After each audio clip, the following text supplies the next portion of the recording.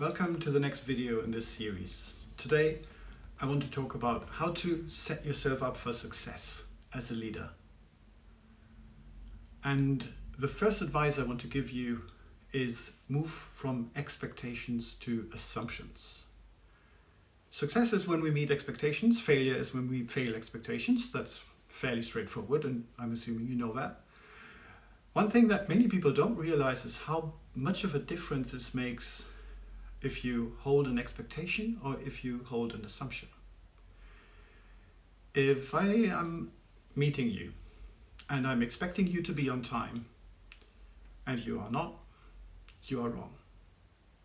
If I assume you to be on time and you are not, I am wrong.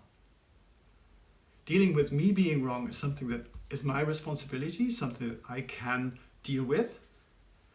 You being wrong is a much bigger problem. And it's a problem I don't want to have. It's a problem I don't want to take responsibility for, especially if the simple difference between you being wrong and me being wrong is just me making an assumption versus me making an expectation. The bad thing about assumptions is they're barely known to ourselves. They're usually not known to the other. So to be successful with your assumptions, you need to share them.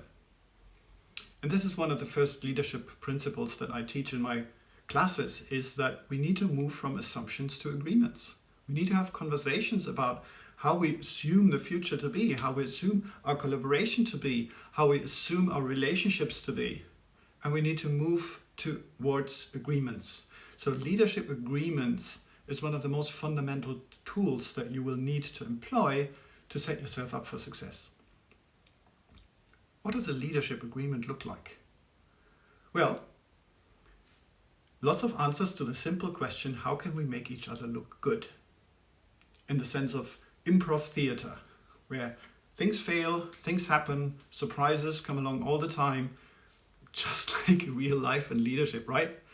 And the first and foremost rule that we need to make is set ourselves up to look good, set ourselves up to be successful, to make each other successful. So, as leaders, we get paid to make people more successful than they would be without our leadership. That's the simple truth about why leaders exist. I am successful if my people are successful. I am successful when my boss is successful. So go around and talk to the people who report to you, the people you're leading with, your peers, people you're delivering to, who deliver stuff to you upstream, downstream in terms of workflow. Go to your boss, and you may change with any of these today. And just have a conversation about how can we make each other look good? How can we support each other? How can I contribute to your success? What kind of leader do you need me to be tomorrow? Especially when we talk about agile organizations where we're working with teams who are supposed to improve and change the way they work, change the way they collaborate, increase the way they are autonomous, increase the ways in which they take responsibility instead of just doing what they're told. I need to change my leadership.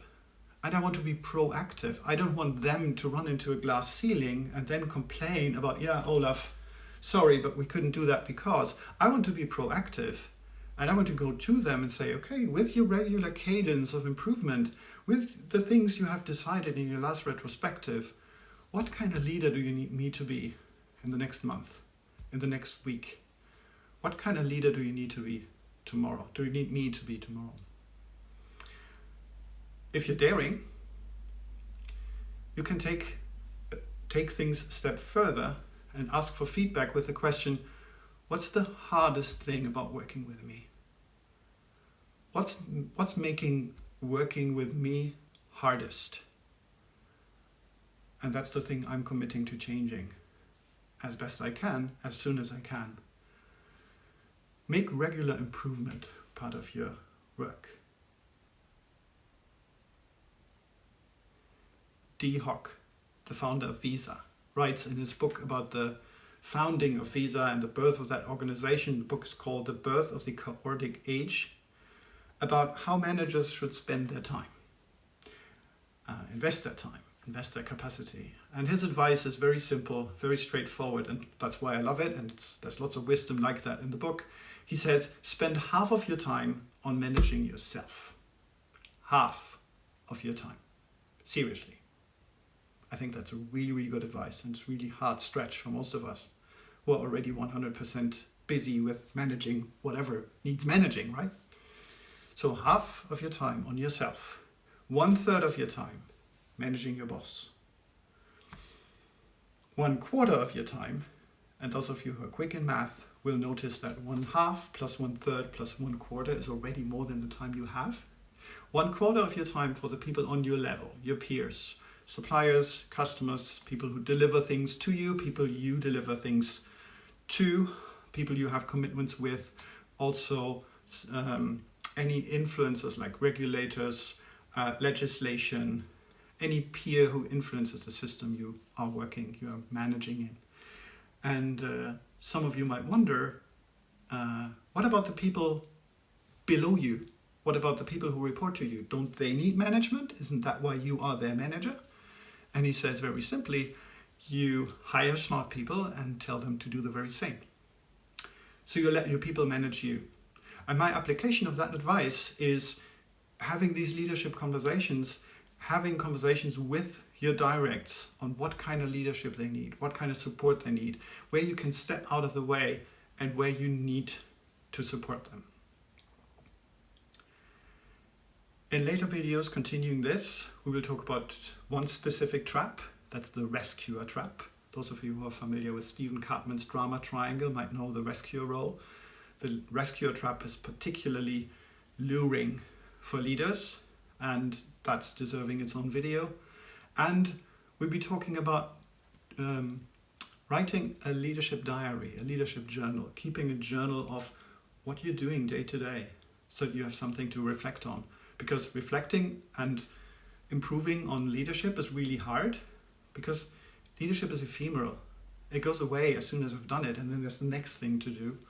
And paying attention over time to what I've done, what happened, and how I can use that information to actually improve in the long term, that needs conscious practice. And we cover that in one of the next videos.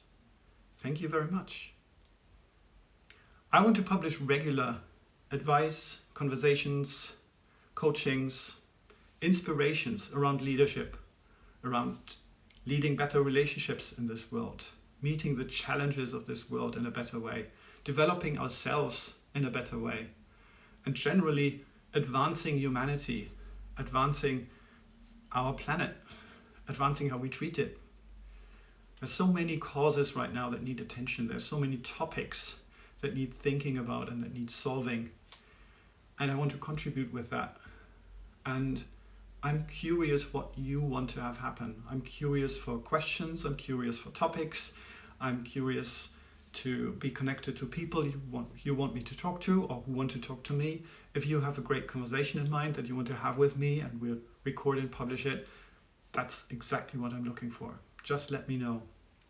Comments, emails, you find me. I'm blessed with a unique name. So let me know what you want to have happen on this channel.